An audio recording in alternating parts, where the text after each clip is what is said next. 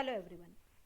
So in the previous video we had discussed about the social demand approach of educational planning, and we had seen that social demand approach to educational planning assumes that everybody who wishes to enter the education should be given the chance, and also we had talked about that we should make the proper facilities for those who want to come for education, and then education here is treated as any other, like any other goods and services. We also saw uh, the steps which we are going to follow if we want to go for a social demand approaches, and we had discussed these 5 steps which need to follow. Now today we will discuss the advantages of the social demand approach. So if you are using the social demand approach, then what can be the benefits of using the social demand approach for educational planning? So the approach provides the planners with approximate number of places where educational facilities has to be provided. Now if you are finding out that how many people are coming for higher education, as I said that you can estimate. So if you see that these many students are appearing for the 12th class, that means suppose if there are 50,000 students appearing for class 12 in the entire nation, so you will come to know that this 50,000 will come for the higher education. Now then if you will further segregate that how many students are from Gujarat, how many students are from Rajasthan, how many students are from Haryana, how many students are from Punjab, and then further if you find out that these were suppose if you are taking Gujarat, how many people appeared from Baroda, how many people appeared from Rajkot, how many people appeared from Surat, and then how many students will this now come for the higher education. So how many educational facilities you need. So the people coming from who has appeared in 12th examination from Baroda, so that burden will come on the MS University. Then if you see that the nearby area of Baroda, wherein we do not have any other higher education systems, we also think that only those students will also now come and demand for higher education to MS University only. So in this way, through this approach, you will come to know that these are the people who are going to demand for the higher education. So you can now plan for the number of educational facilities which are needed. So in which places how many educational facilities you are needed, that this many students will come to MSU and we need more classes, we need more laboratories. So this will give the planners an approximate number that next year these many students are going to come for the higher education and we need to prepare accordingly. It is a suitable political tool to meet the need to satisfy the demands of the general public. As I said, this is something which is very much popular among the people who are into the public face. So they will use this as a public tool. Fine, so they will satisfy, okay, if you want an admission, we are making a provision for it. So everybody will be happy. If you see the social demand approach, the basic assumption is whoever is demanding whatever he wants, he should be given that. If somebody is coming, yes, I want to go for the BE, there is a seat for him. If somebody is coming and saying I want to go for medicine, there is a seat for him, because you are following the social demand approach and you want to make everybody satisfied.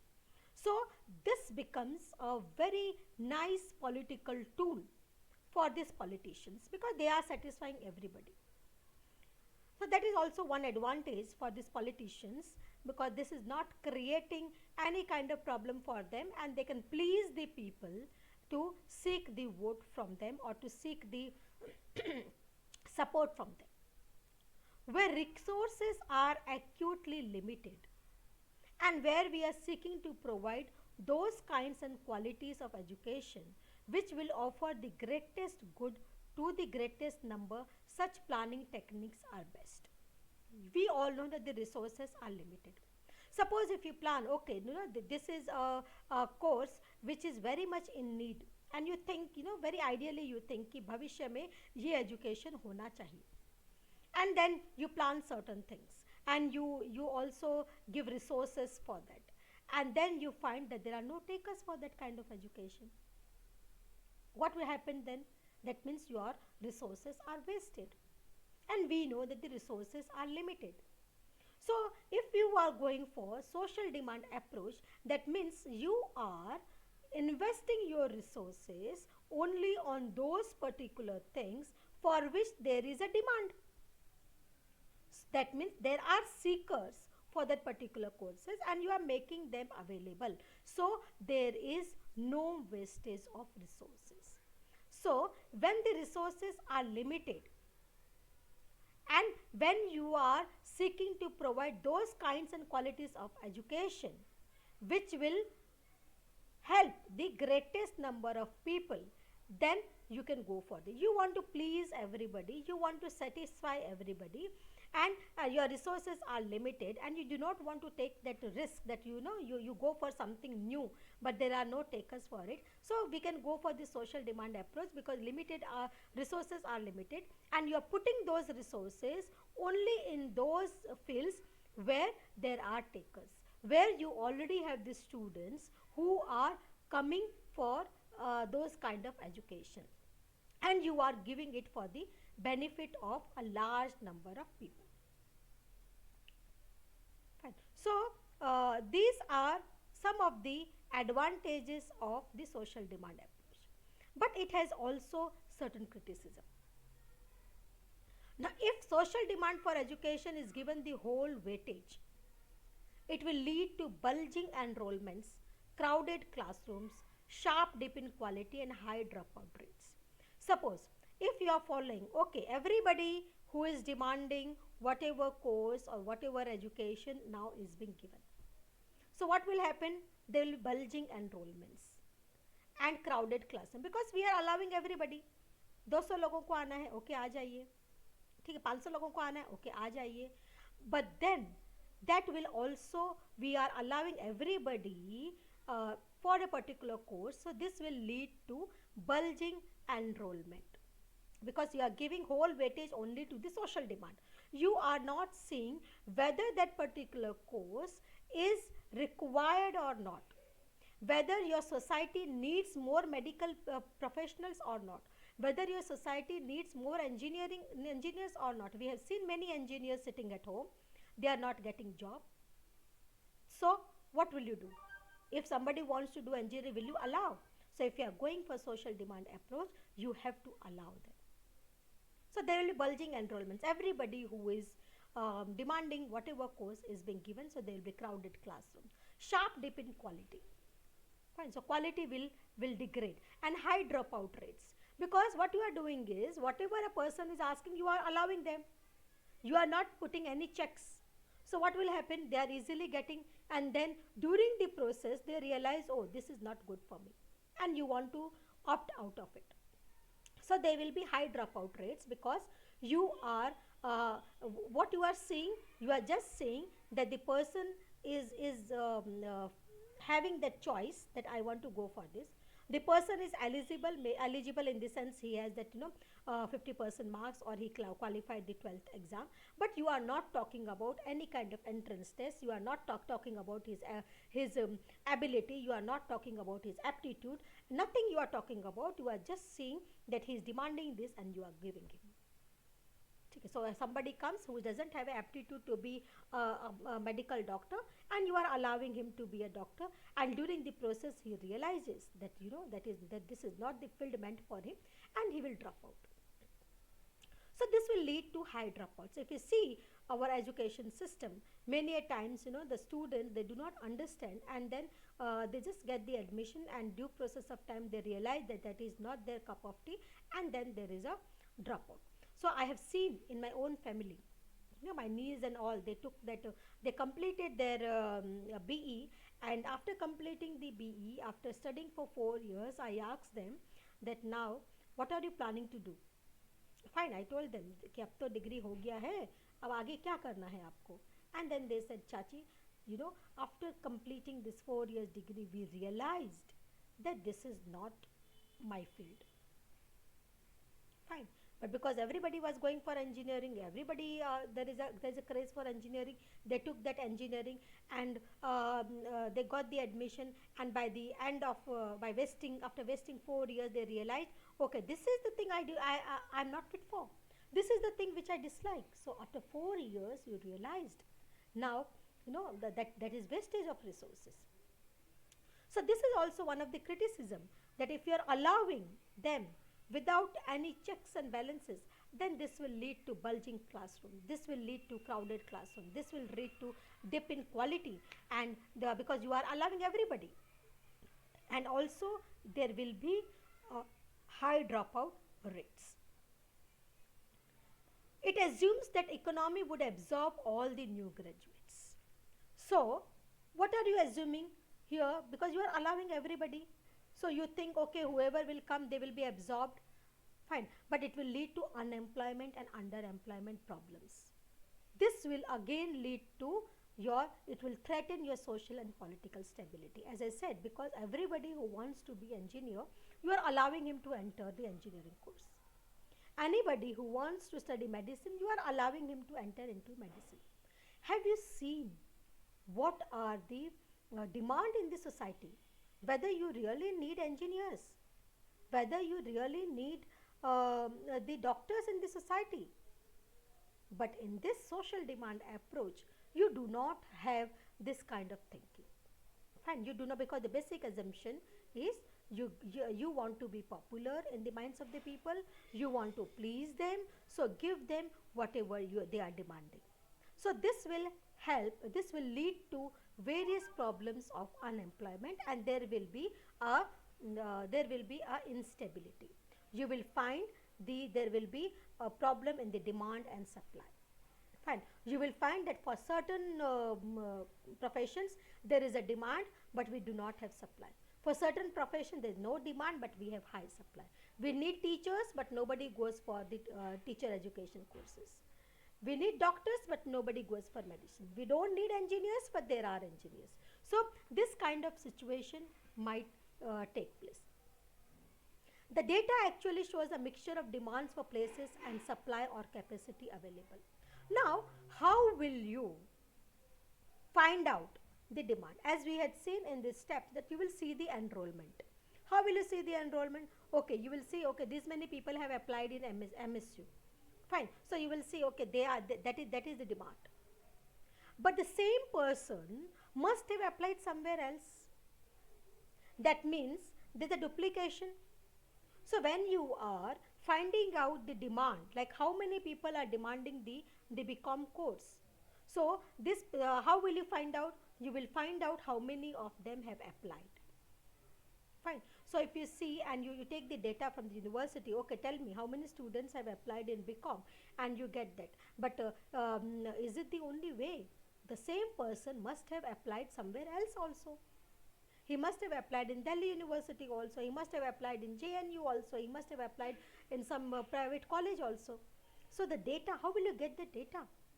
Because the only source of data is you can see the forms which the students have filled up. So we fill up, like nowadays we have seen that after 12th you fill the forms everywhere. So this is very difficult. How to get that data which will tell you the demand of the students? It is based on the assumption that there should be no change in the proportion of applicants with each level of qualification who are admitted. The current proportion should hold in the future as well. So we are assuming here that whatever is the demand today, the same demand will be there in the future. Fine, because educational planning is a long-term planning. It is not a planning for tomorrow. It is not planning for 1 year. It is a long-term planning. So we are assuming that there will be no change in the proportion. Okay, this year 20,000 students applied in BCom. So next year also there will be 20,000. This is not true. So what will you do? This year you have opened this institution saying, okay, there was 20,000 student demand, and you opened a college, or you opened a separate section for those students to meet their demands. Next year you will find that there are no takers for that particular course. So what will you do? So basically you are assuming that whatever demand is there, this year 30,000 have applied, maybe next year also 30,000 will apply, but this may not be true. So that might change, because now we are finding that many students are moving towards humanities, which was not the trend earlier. Fine. Now, the seats are limited in universities. So, the statistics of number of students who enter universities as an indicator of demand for university places is somewhat unrealistic. So, it cannot be asserted for sure that if more university places are available, there would be enough students to fill them. So, we know that the seats are limited. So, if you have certain forms, accordingly you are applying. If you know that there are only 30 seats available, so you cannot judge by that there is a demand for 30 only. So the seats are limited. So the statistics who enter into these universities cannot be the indicator of demand. Can we say that, like, if we have 40 or 40 seats in MEd, can we say that the demand is only 40? No, the demand may be higher. So these are very unrealistic if we are taking these as an indicator. Fine. So these are some of the challenges for the social demand approach. So if more institutions are available, maybe there are more students who will apply. Then these admission applications are one of the sources through which we are finding out the demand of a particular course. So if we are seeing these applications for admission by students, then they can also not be a measure, as I am saying that it is not clear that applications for entry to university are not influenced by the students' own estimates of the number of places available. So they must have, if they have applied here, they will also be applying at certain other places also. So you cannot say that this is the only demand, because there are various other factors which are also hindering into this. So applications for the admission by students, that cannot be the only measure for the demand for the university places, because that is not the clear. So student also estimate, okay, we also see, okay, in this university there are only 40 seats, and I have this much percentage, so I am not going to get here, so let me try somewhere else. So that means he is not applying there. And what is our assumption? We are assuming that the demand on the basis of these applications also. But the student also at his own level is also estimating certain thing, that there is no point in applying in MSU, because MSU has only 40 seats, and their own students will get the admissions, and so he will not be coming here, and he will be applying somewhere else. Tuition free educational facilities. So this is also one of the approach. So you are applying because there is a free ship, because there is a financial assistance. So this is not the actual demand. Fine. So what is hindering, what is coming in between? It is the incentives which have modified the preference. Fine. This preference is being changed because of the free ships. Like for social sciences, there is a scholarship which is given. So I will go for this course because there is a fellowship for this course. Otherwise, I would not have come for it. So this tuition fees or the free facilities, that has also changed the preference of the students. So in this way, there are various criticisms of this social demand approach. So if you are using the social demand approach, then these are some of the problems you may face. So here is a suggestion that that social demand approach should not be taken as the only approach for educational planning. Fine. So there needs to be some kind of balance. So we need to use the other approaches also. So we can have a mix of the other approaches which we are going to see. So if we are going only by social demand approach, then we have seen that there are certain pros and cons of these approaches, and you will not get the clear cut data for this. So with this we end up with the social demand approach, and in my next video I will be coming up with the manpower approach of educational planning.